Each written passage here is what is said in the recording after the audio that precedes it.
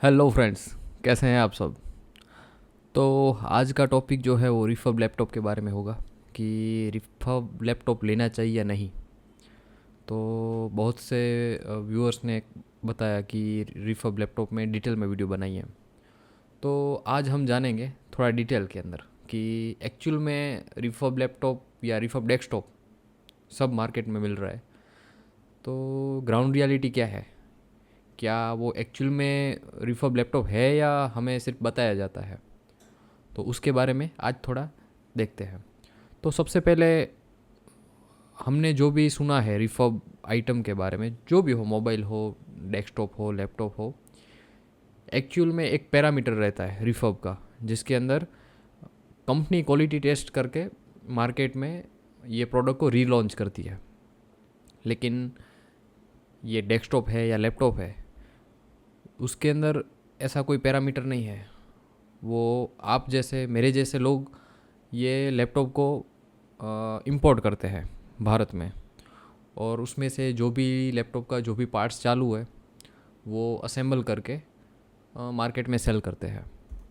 तो ये ground reality है। कोई कंपनी जो है, कोई ब्रांड जो है, वो रिफर्ब लैपटॉप बनाती नहीं है, वो रीलॉन्च नहीं करती है।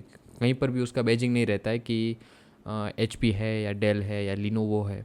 कोई कंपनी ऐसे रिफर्ब लैपटॉप सेल नहीं कर रही है। तो वो अभी जो मार्केट में मिल रहा है उसे रिफर्ब लैपटॉप कहना चाहिए या नहीं, वो भी एक क्वेश्चन है। फर्स्ट पॉइंट कि क्या उसके अंदर जो पार्ट्स यूज़ किया गया है क्या वो ओरिजिनल है। तो वो बहुत बड़ा क्वेश्चन है। क्यों? क्योंकि ओरिजिनल पार्ट्स कैसे पता चलेगा कि ये मदरबोर्ड ओरिजिनल है या नहीं, स्क्रीन ओरिजिनल है या नहीं, हार्ड ड्राइव, एसएसडी, रैम, बहुत से पार्ट्स उसके अंदर आते हैं जो हम पता नहीं लगता कि ये ओरिजिनल है या नहीं। तो देखने जाए तो मदरबोर्ड जो है वो ओरिजिनली ही होता है। वो कोई उसका फर्स्ट कॉपी नहीं बना सकते लैपटॉप के अंदर। डेस्कटॉप के अंदर बहुत सारी अलग अलग कंपनी मिलती है जिसके अंदर जो भी जनरेशन चल रहा है उस हिसाब से सिमिलर बोर्ड मिल जाता है। लेकिन लैपटॉप के अंदर ऐसा नहीं होता है। लेकिन एक एक टाइम पीरियड था जिसके अंदर रिफर्ब लैपटॉप बहुत अच्छी क्वालिटी के मिलते थे। आज से 3-4 साल पहले जो हमारा यहाँ पे मार्केट है उस हिसाब से मैं आपको बता रहा हूँ। शायद ये अलग अलग मार्केट में अलग अलग टाइम पीरियड में अलग अलग क्वालिटी मिल सकती है। लेकिन यहाँ के मार्केट के हिसाब से 3-4 साल पहले बहुत सी अच्छी क्वालिटी के रिफर्ब लैपटॉप मिलते थे, जिसमें हमने भी बहुत से लैपटॉप सेल भी किए हैं और बहुत अच्छा रिजल्ट मिला है। लेकिन अभी कुछ सालों से हमने नोट किया है कि रिफर्ब लैपटॉप के अंदर काफ़ी क्वालिटी डाउन हुआ है। क्वालिटी डाउन में क्या होता है कि एक तो उसके अंदर जो एसएसडी डालते हैं वो काफ़ी चीप कंपनी वाला एसएसडी यूज़ करते हैं उसके अंदर। एक सबसे बड़ा डाउन पॉइंट कह सकते हैं उसको। दूसरा है डुप्लीकेट बैटरी यूज़ करना, जिसके अंदर बहुत ही कम बैकअप मिलता है। और तीसरा है मदरबोर्ड फेलियर का।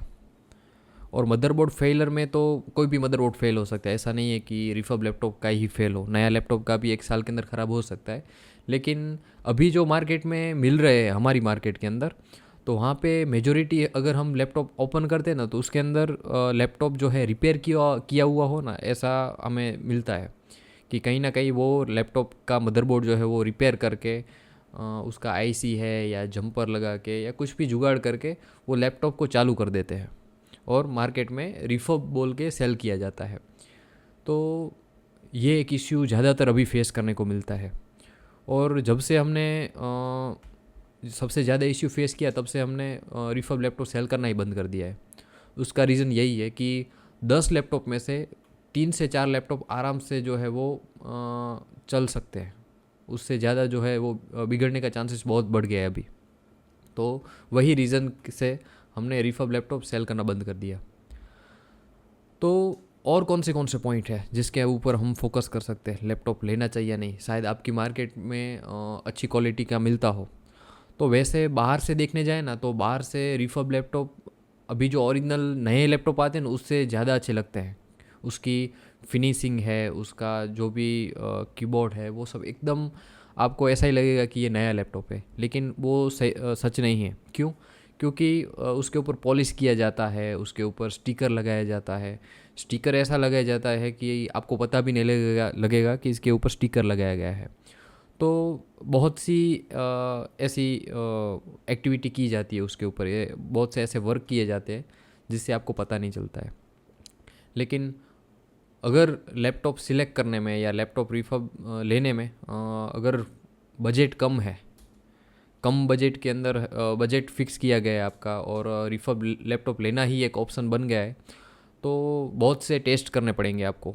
अगर उसका जैसे HP डेल में डायग्नोस का ऑप्शन मिलता है, तो उसके माध्यम से आप लैपटॉप की हार्ड ड्राइव या SSD टेस्ट कर सकते हैं, LED टेस्ट कर सकते हो स्क्रीन का कि कलर वेरिएशन कुछ आता है कि नहीं। बहुत से टेस्ट उसके अंदर होते हैं। मेमोरी जो अंदर रैम है उसका भी टेस्ट हो जाता है। वो टेस्ट करके फिज़िकली बॉडी में कुछ डैमेज नहीं है, SSD कौन सी कंपनी का है, बैटरी ओरिजिनल है या डुप्लीकेट है, अगर डुप्लीकेट है तो वो कब डाला हुआ है, ओरिजिनल है तो उसका बैकअप कितना है।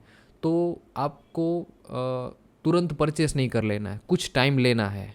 चाहे 1 घंटा 2 घंटा अगर रुकना पड़े, जो भी शॉप से आप परचेस कर रहे हो उसको कम्प्लीटली टेस्ट करो। क्योंकि हमारे यहाँ की मार्केट में वारंटी नहीं मिलता है। जब रिफर्ब लैपटॉप लेते हैं तो पहले से ही बोल देते हैं कि इसमें जैसे आप दुकान से बाहर निकल गए तो आपको वारंटी नहीं मिलेगा।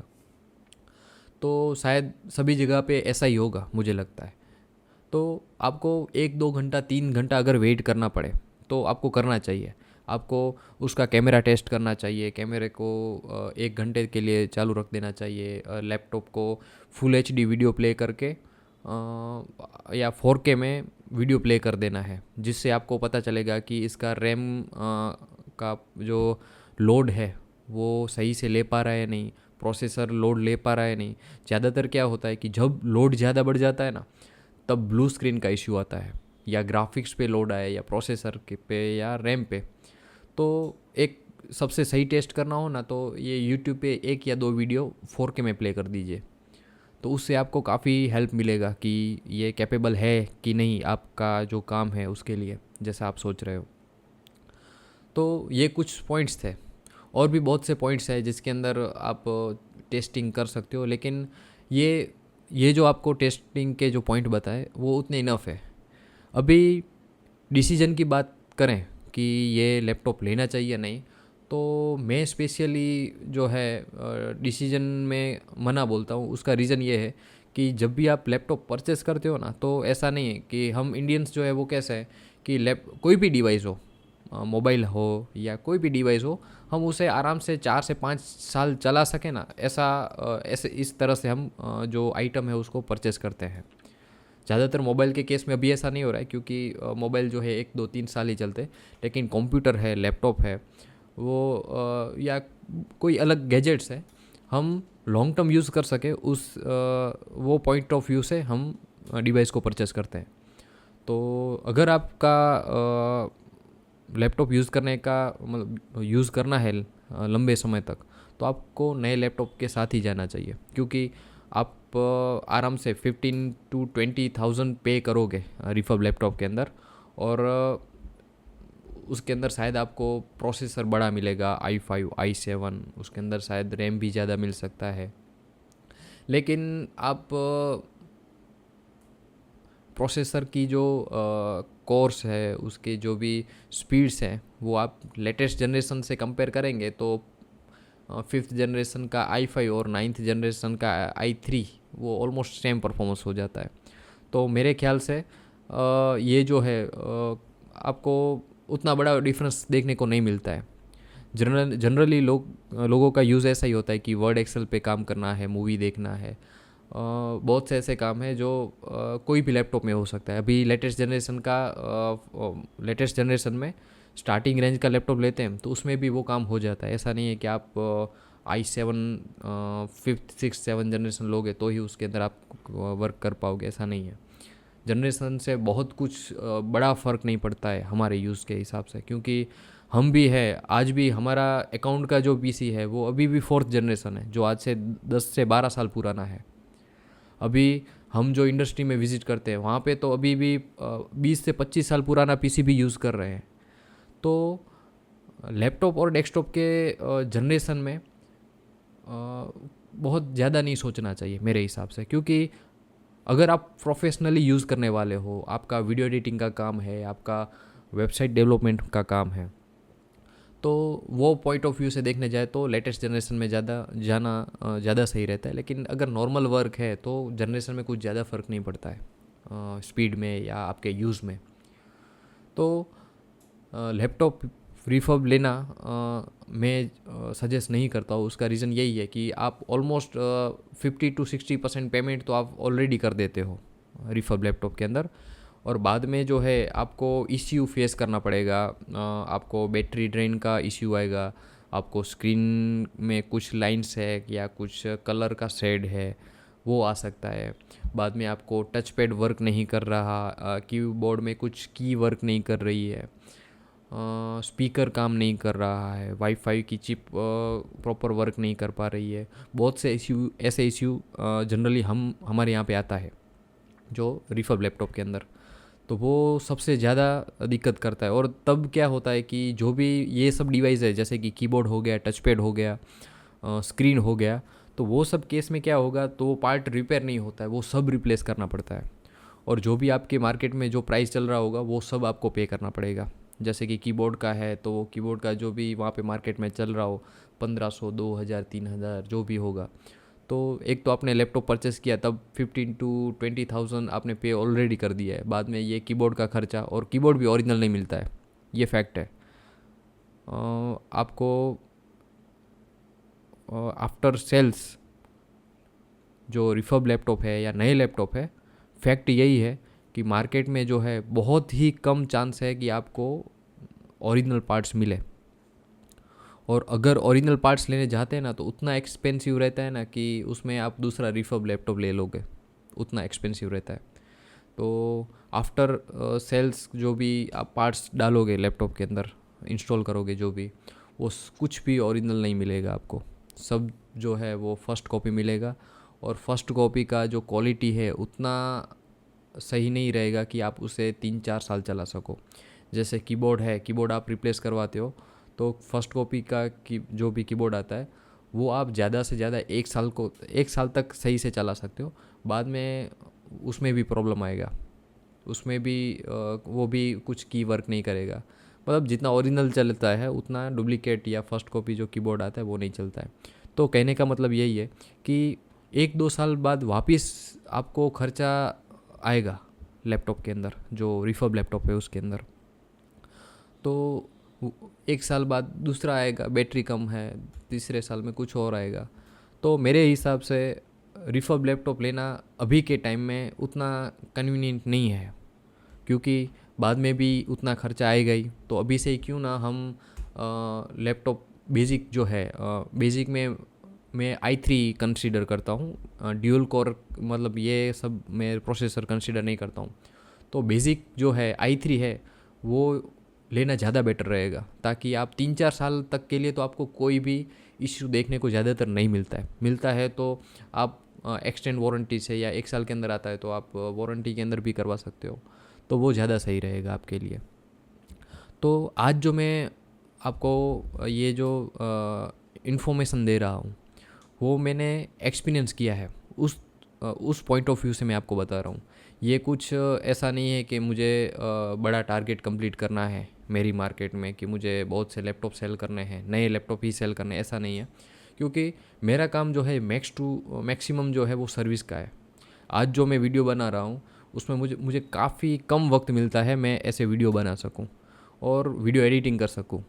तो इसलिए मेरा ये चैनल चालू करने का मोटिव यही है कि आपको जो है फैक्ट जो भी है वो आपको मैं शेयर कर सकूं। क्योंकि आईटी का जो मार्केट है ना वो इतना हिडन है ना कि सबको पता ही नहीं है कि इसके अंदर क्या हो रहा है, फैक्ट क्या है, किसी को नहीं पता है। बहुत से ऐसे पॉइंट है जो मैं आगे जो है उसके ऊपर वीडियो बनाऊंगा, और वीडियो के माध्यम से आपको बताऊंगा कि क्या क्या ग्राउंड रियलिटी है, और ये क्यों आपको जाननी ज़रूरी है वो भी मैं आपको बताऊंगा, जिससे आप सही प्रोडक्ट सिलेक्ट कर सको, सही प्रोडक्ट खरीद सको, और आपको सही जानकारी मिले। यही मेरा मोटिव है। शायद मेरा वीडियो थोड़ा लॉन्ग होगा, शायद कुछ ज़्यादा आपके ये मेरे वीडियो में कुछ ज़्यादा ट्रांजैक्शन इफ़ेक्ट्स कुछ भी नहीं मिलेंगे, लेकिन ग्राउंड रियलिटी आपको बताना मेरे लिए सबसे ज़्यादा ज़रूरी है। अच्छी वीडियो एडिटिंग से ज़्यादा अच्छी साउंड इफ़ेक्ट, अच्छा वीडियो का मतलब ग्राफिक्स है, उससे ज़्यादा अच्छा है कि मैं आपको सही जो नॉलेज है, सही इन्फॉर्मेशन है, वो मैं आप तक पहुंचा सकूं। तो मेरा यही एक फोकस रहेगा कि जो भी पॉइंट्स है आईटी के अंदर ये या लैपटॉप्स का है, डेस्कटॉप्स का है, उसकी ग्राउंड रियलिटी बताऊं, और साथ में आपको जो है अलग अलग पॉइंट्स जो आपको लगता है कि आप इस पे वीडियो बनाइए, तो आप मुझे कमेंट्स के माध्यम से बता सकते हैं, जिससे मैं वो टॉपिक के ऊपर वीडियो बना सकूं। और आप सजेशन भी दे सकते हैं कि कैसे वीडियो शूट करना है। जैसे कि अभी एक ब्लॉग के तौर पे मैंने वीडियो शूट किया है, कोई ज़्यादा लाइटिंग इफ़ेक्ट है या मैं कुछ वीडियो एडिटिंग करना, वो सब अभी मैं नहीं करने वाला हूँ। तो वो करना ज़रूरी है कि नहीं, आपको क्या ऐसा अच्छा लगेगा कि नहीं, तो वो भी आप मुझे बता सकते हो।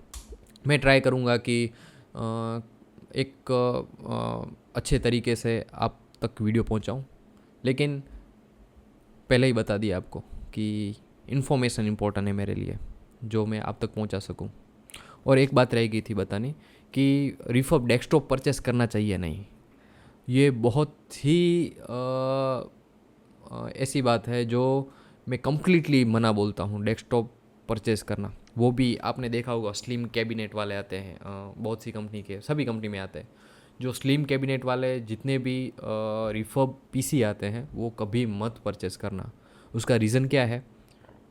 उसका रीज़न ये है कि उसके अंदर यूज़ किए गए जितने भी पार्ट्स हैं, वो मिलना काफ़ी मुश्किल है। क्यों? क्योंकि जितने पार्ट्स उसके अंदर यूज़ किए गए हैं, वो मार्केट में ईज़िली मिलते नहीं हैं। उसका रीज़न ये है कि वो ऐसे डिज़ाइन किए गए हैं कि उसके अंदर ओरिजिनल पार्ट्स ही डालना पड़ता है। जैसे कि उसको स्लिम बनाया गया है, तो स्लिम जितना भी उसके अंदर आइटम यूज़ किया गया है, उसका पावर सप्लाई है, उसका मदरबोर्ड है, काफ़ी अलग अलग उसके अंदर आइटम्स आती है, वो जो है वो काफ़ी स्लिम रहती है और उसका कंपेटिबल या फर्स्ट कॉपी कुछ भी नहीं मिलता है। अगर आपका मदरबोर्ड फेल हो गया तो आपका ये जो पूरा पीसी है ना, उसके अंदर क्या क्या आइटम काम आ सकता है, तो आपका रैम काम आएगा और सिर्फ प्रोसेसर और हार्ड ड्राइव या एसएसडी। उसके अलावा आपका कैबिनेट काम नहीं आएगा, आपका पावर सप्लाई काम नहीं आएगा, कुछ भी काम नहीं आता है। तो रिफर्ब पीसी परचेस करना ना, वो मैं उसमें मना ही बोलता हूँ, क्योंकि बहुत ही एक्सपेंसिव हो जाता है जब वो ख़राब हो जाता है। पार्ट्स मिलता ही नहीं है मार्केट के अंदर, और जो भी मिलेगा वो रिपेयर किया हुआ ही मिलता है। जैसे पावर सप्लाई ख़राब हो गया तो मार्केट में मुझे दूसरा पावर सप्लाई मिलेगा, वो वारंटी में तो मिलता भी नहीं है, और जो भी मिलेगा ना, वो किसी ने रिपेयर किया हुआ ही मुझे मिलता है। तो और उसका प्राइस जो है, नॉर्मल जो ATX का जो 24 पिन वाला जो पावर सप्लाई आता है, वो कुछ 700-800 में या 900 जो मार्केट में प्राइस चल रहा है, उस हिसाब से मिल जाता है, और वो भी वारंटी के साथ। लेकिन जो ब्रांडेड पीसी के जो SMPS है, वो 1500, 2000, 3000, 5000 तक वो पावर सप्लाई मिलते हैं, और विदाउट वारंटी के साथ, और वो भी रिपेयर किए हुए। तो डेस्कटॉप परचेस करना नहीं चाहिए रिफर्ब का। आप नए डेस्कटॉप के ऊपर जा सकते हैं, और नए डेस्कटॉप में भी असेंबल लेना या ब्रांडेड लेना, वो पूरा अलग ही टॉपिक हो जाएगा। लेकिन रिफर्ब में डेस्कटॉप परचेस करना वो ज़्यादा सही नहीं रहेगा। तो ये वीडियो आपको कैसा लगा मुझे कमेंट के माध्यम से बताइए। और अभी भी रिफर्ब में कुछ आपको डाउट्स है तो मुझे बताइए, ताकि मेरे पास जो भी मुझे अभी लगता था वो मैंने आपको बताया। और अगर कुछ छूट गया है, अगर कुछ रह गया है बताना, तो मुझे आप बताना, तो उसके ऊपर भी मैं वापस दूसरी बार वीडियो बना दूंगा।